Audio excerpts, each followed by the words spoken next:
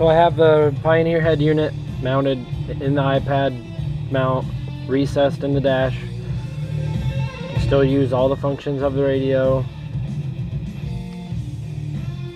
Use your steering wheel controls,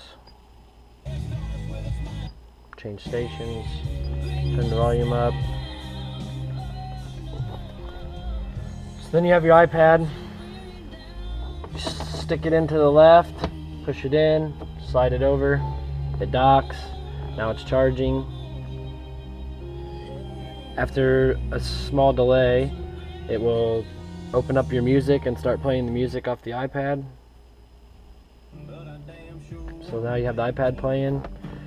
You can turn the volume up and down.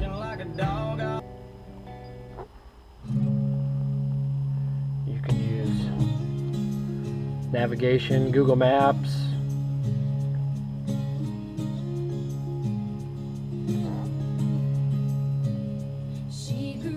YouTube.